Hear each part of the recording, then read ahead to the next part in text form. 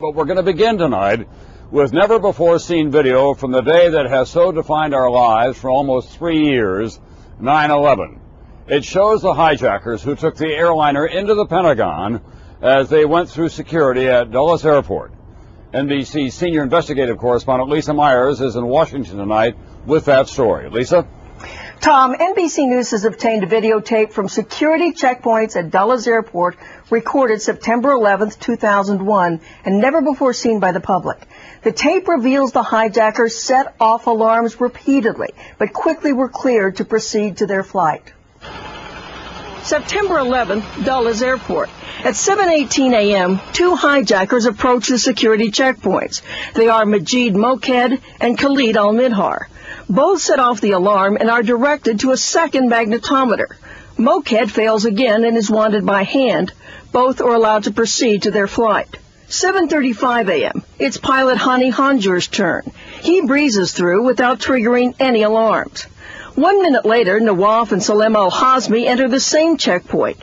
Salem sails through, but Nawaf sets off the alarm of the magnetometer not once but twice, and is then wanded by hand before being cleared. The 9/11 Commission reviewed this tape, never before made public. All 19 hijackers were able to pass successfully through checkpoint screening to board their flights. They were 19 for 19, 100%. They counted on beating a weak system. The commission says the hijackers managed to sneak on box cutters, and investigators say they almost certainly used Leatherman utility knives. It is not clear from the videotape where the weapons were hidden. At 8:20, American Flight 77 took off from Dulles, headed west. At 8:54, it made an unauthorized turn to the east. At 9:38, the terrorists crashed it into the Pentagon, killing 64 on the plane and 125 on the ground. This tape of Dulles hijackers making their way through airport security is one more piece of evidence. Frustrated investigators see it as one of a series of missed opportunities, right up to the last moments before the attacks, that might have changed history, Tom. The file dropped on Robert Fuller's desk. It was a small dossier, which had photographs and names of two men which Fuller had to look into. It was a high-priority case. The FBI's New York office was the epicenter for Islamic fundamentalism since its inception of the I-49 unit back in 1996. The elite brand, which catered to a specific investigation into the finances and unique intricate terrorist activities of Osama bin Laden. Fuller was the only one tasked to look into the Al-Qaeda operatives Khalid Al-Midhar and Nawaf Al-Hazmi. It was August 23rd, 2001, but Fuller had other cases to also investigate. It was not a high priority case in regards to a criminal case, but for immigration. Thus, the file regarding the two Al-Qaeda operatives was paused for the time being. Fuller was rather new to the terrorism squad and was already overwhelmed. By the time Fuller opened up the Al-Midhar and Al-Hazmi file, it was September 4th, 2001. Fuller begins by typing in the names of both men on the Keyring Choice Point database. The Choice Point is one of several companies maintaining commercial databases on personal information about U.S. citizens. According to Fuller, nothing comes up on either of the two men. He explains to an internal review years later that this was due in part to the many different variations of the names. However, in 2003, the 9/11 Commission concluded that the database regarding both Al-Midhar and Al-Hazmi was not performed. They also add, searches of readily made available databases could have been unearthed, their California driver's licenses, car registrations, and telephone listings. September 10th, 2001, Nawaf Al-Hazmi and Hani Hanjour are preparing to send an express mail package with an alias, Raouf Al-Dog, sending to Sharjah, the United Arab Emirates. They prepared this package at 6:57 a.m. The address they used, 1565 Washington Boulevard, number 8, Laurel, Maryland. The recipient of the package was to Mustafa al-Hassawi, a known al-Qaeda financier. The package was later intercepted by the FBI, and inside was Khalid Al-Midhar's debit card and PIN for the First Union bank account, which contained $9,000, for which they would have no use for it. During the afternoon, Hani Hanjour, Khalid Al-Midhar, and Nawaf Al-Hazmi would check in the Marriott Residence Inn located in Herndon, Virginia. only 6 miles from Dulles International Airport. Almost as soon as they checked in, a prominent Saudi official and director of the SAR Foundation, which is a Saudi-owned company, a flagship corporation representing charities, think tanks, and business entities, had also checked in. Salah ibn Abdulrahman Hussein was known in downtown Washington, D.C. in the Arab community. Its high affluent end, of course. Hussein, just the day before, had previously rented a nearby hotel, also in Herndon, with his wife in tow.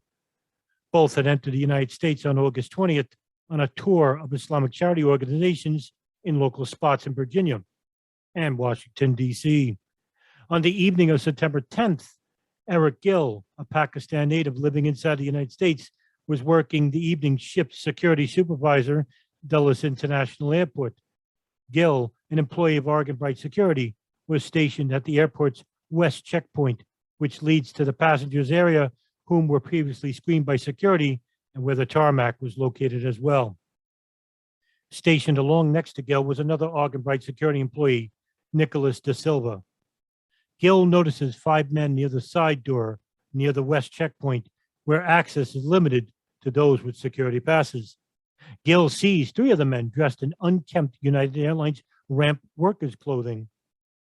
2 of the men did not have passes and were dressed in casual civilian attire. Gill notices the 3 men using their security cards to enter the checkpoint and trying to escort the 2 who did not. Gill saw this and stopped them almost immediately upon their entry and asked if they were employees of the airline. He was met with unpleasant admonishment. The men told Gill to fuck off and say that they are important people. But Gill still refuses to let the 2 without passes entering. And eventually, all 5 of the men would retreat. At 10 p.m., Gill's shift had ended, and the west checkpoint at this juncture was insecure at this time, with only 1 roving security guard nearby. September 11, 2001, at 7:15 a.m., Dulles International Airport. Majid Makid and Khalid Al-Midar had checked in at the American Airlines ticket counter. At Dulles, the computer-assisted passenger pre-screening system, known as CAPS, is implemented for a database search of the FBI's high-risk names. This information is used to check against some data storage and assign a terrorism risk score to that person. Both Makid and Al-Midar were chosen for a second security screening in which both men had passed. Makid's luggage carry-on bag is also screened and cleared. However, it would not be loaded on the plane in time. Their appearance on a Verint camera system showed the men going through initial security screening through a metal detector. There would be some contention that the video is undated. However, in the same video is a victim of Flight 77, Marie Ray Sapper, identified by her mother days later, holding a red cargo ammo holder with her cat.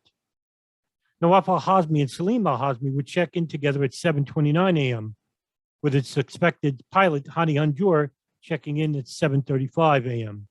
Salim al-Hazmi successfully clears the metal detector and is permitted through the checkpoint.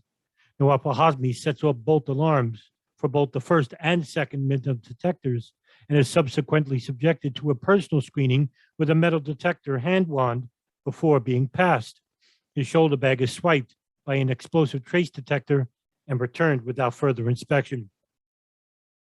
Inside the pilot's cabinet at Flight 77 was Captain Charles Burlingame and First Officer David Charlebois, who were beginning their long flight to Los Angeles International Airport.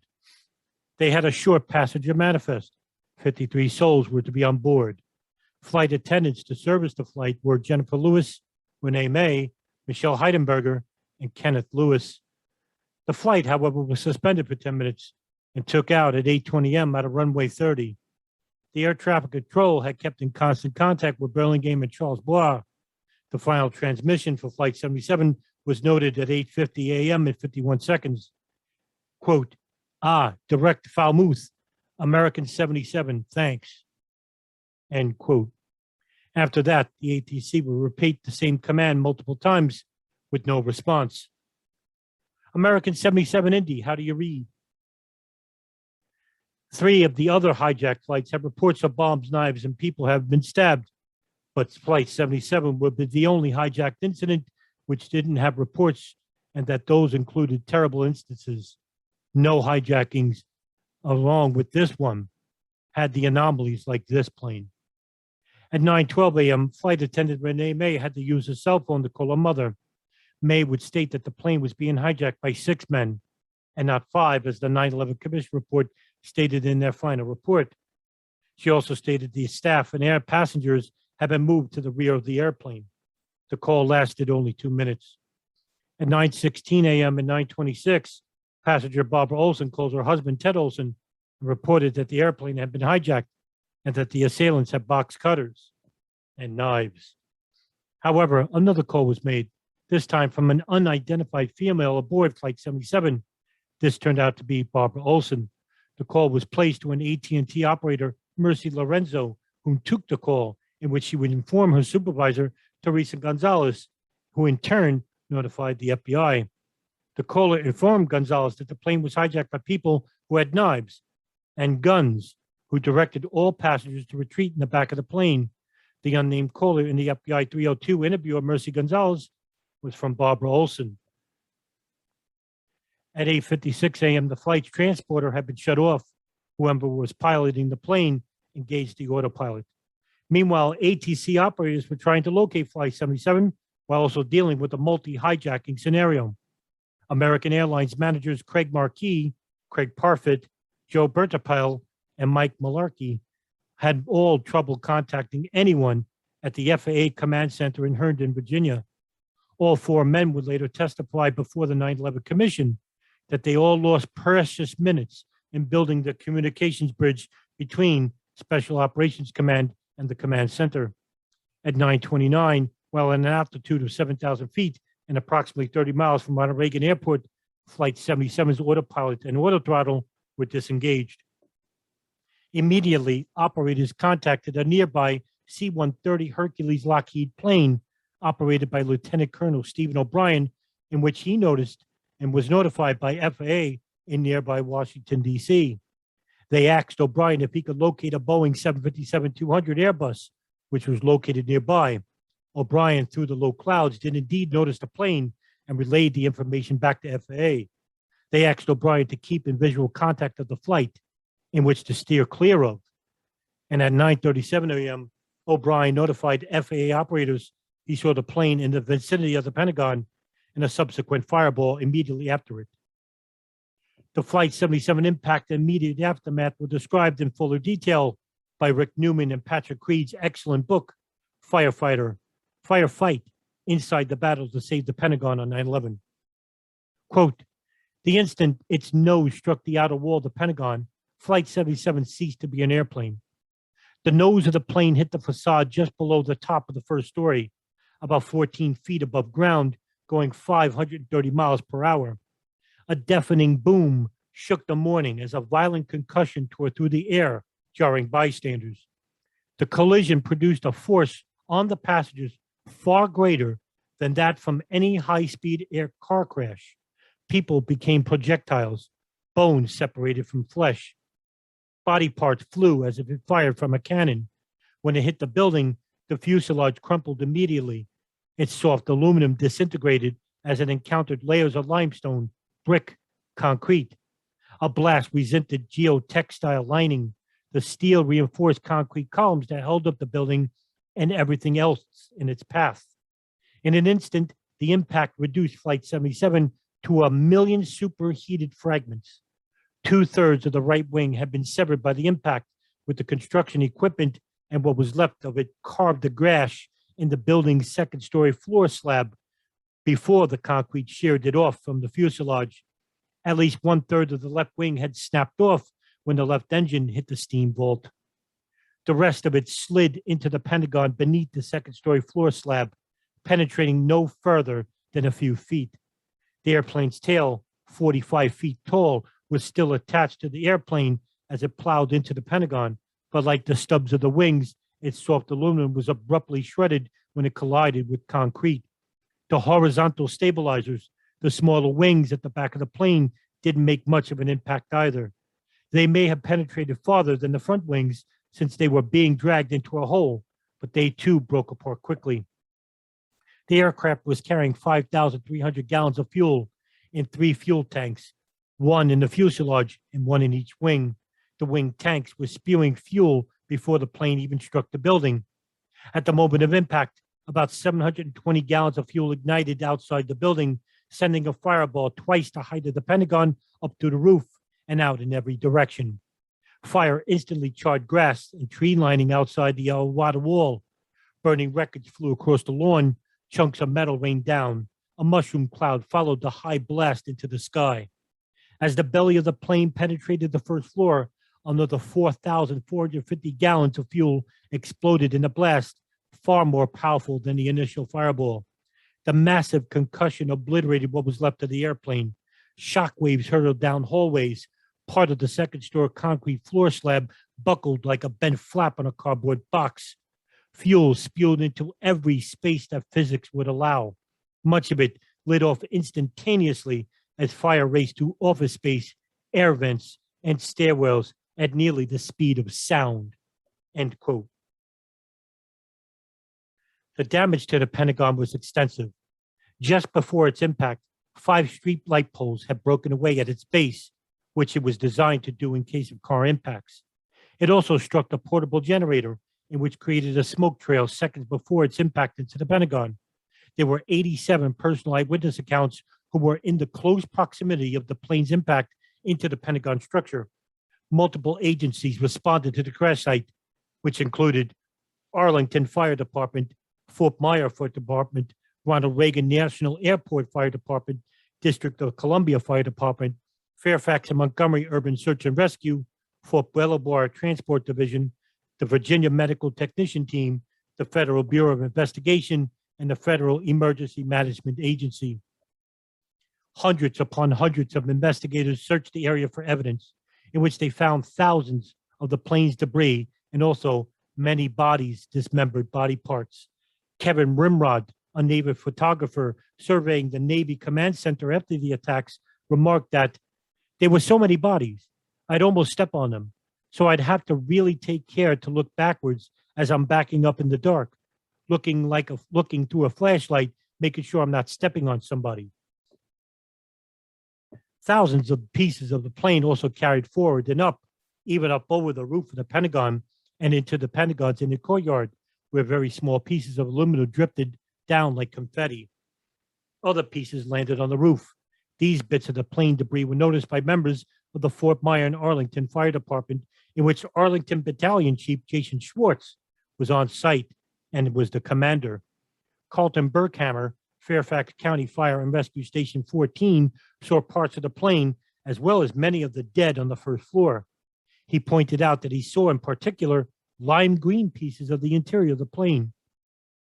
You could tell where the plane had gone because of the destruction of the steel and concrete beams.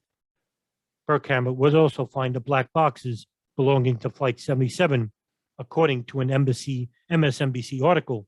Quote, early Friday morning, shortly before 4 a.m., Burkhammer and another firefighter, Brian Morovitz, were combing through the debris near the impact site. Peering at the wreckage of their helmet lights, the two spotted an intact seat from the plane's cockpit with a chunk of the floor still attached. They also saw 2 odd-shaped dark boxes about 1.5 by 2 feet long. They've been told the plane's black boxes would be in fact bright orange, but these were charred black. The boxes had handles on one end and one was torn open.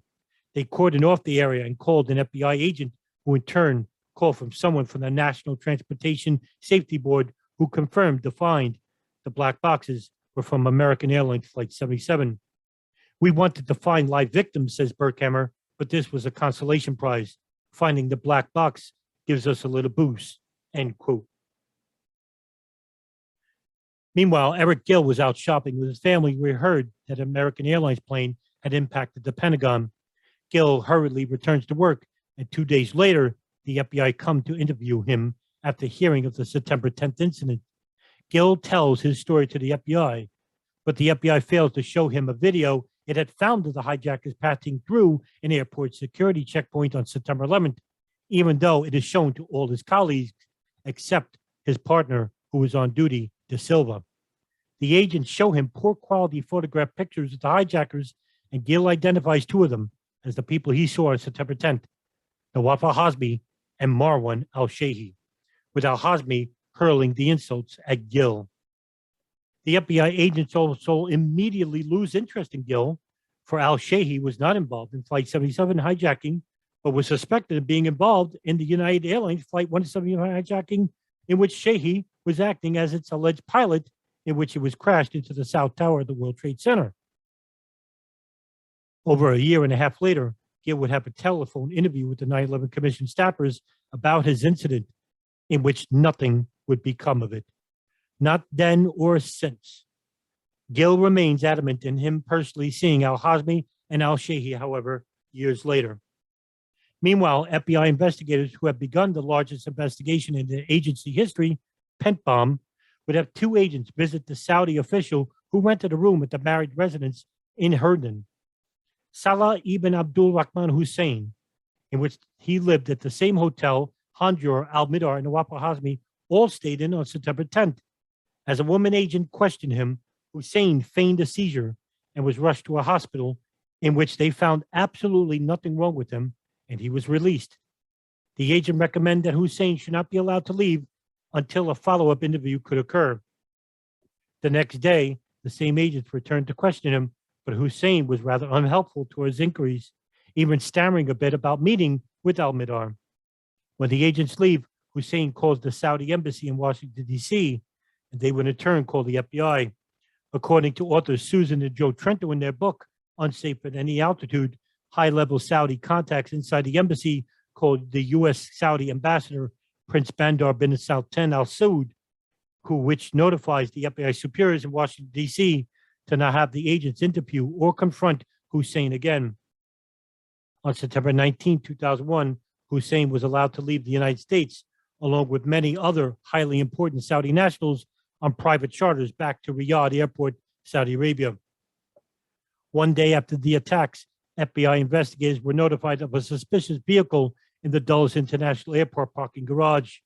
The car, a 1988 Toyota Corolla, was registered to a Nawaf al-Hazmi with a residence showing an address in Lemon Grove, California.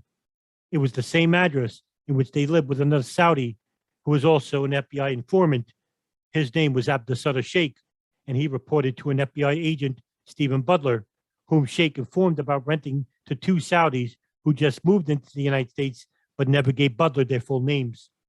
Inside the car, in which it was searched thoroughly, many incriminating items were found, including 4 color diagrams of an instrument panel for a B-757 aircraft, 1 yellow and black utility knife, 1 Pan Am International Flight Academy Jet Tech International Phoenix, Arizona identification card in the name of Hani Hanjour, a cashier's check to the Flight Academy in the amount of $5,455 from Hanjour, a travel itinerary for seats 13A and 13B for Khalid al-Midar and Majid Makid on American Airlines Flight 77, a piece of paper with the name Osama 589-5316, a packing slip of package sent by Rauf al-Dog at 1565 Washington Boulevard, Laurel, Maryland. In 2004, the FBI Office of the Inspector General found no fault on the part of Robert Fuller, the inexperienced agent from the counterterrorism unit who was tasked with finding information regarding Khalid al-Midar and Nawaf al-Hazmi, in which it was detailed a high-profile case. The Office of Inspector General issued its report, quote, as discussed above, on August 22nd, 2001, the FBI learned that al-Midar and al-Hazmi had entered the United States in January of 2000, that al-Midar had again flown to New York on July 4th, 2001, and that there was no record of either of them leaving the country. The FBI also learned that Khalid had been identified in the Kuala Lumpur photographs. Upon discovery of this information, the FBI opened an intelligence investigation in New York in an effort to locate al-Midar and al-Hazmi. Once again, however, the separation between intelligence and criminal information affected who could receive access to the information about both men. This interpretation of the wall also hampered the ability of the FBI New York agents working on the Cole investigation to participate in the search for al-Hazmi and al-Midar. In addition, we found that the FBI efforts to locate al-Hazmi and al-Midar were not extensive. We do not fault the case agent assigned to locating them. He was new and not instructed to give the case any priority. Rather, we found that the FBI New York did not pursue this as an urgent matter or assign many resources to it. End quote. The repeated excuses would not end here in regards to the FBI's handling of the September 11 hijackers, as the CIA would also undergo similar internal investigations. Yet not a single member of either agency was ever found to be held accountable for their acts of malfeasance, negligence, or even willful ignorance on the matter of monitoring the suspects involved in the September 11th attacks.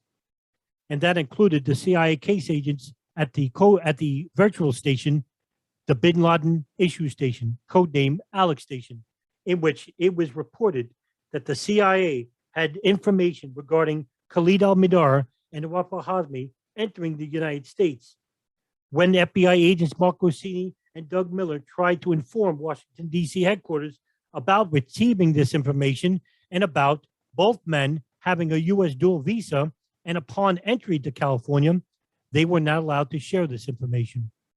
Tom Wilshire, the deputy chief of Alex Station, through Michelle Ann Casey, his third in command, told the men that they were not to share the information with the FBI because this was not an FBI matter and that the next attack was not going to be a domestic one, rather one in Malaysia or Southeast Asia. The both men were pressured not to report the information to the FBI headquarters for fear that they might face prosecution for sharing information with an agency that was not allowed to have the information shared with them. It was all legal proceedings and bureaucracy, or was it something more?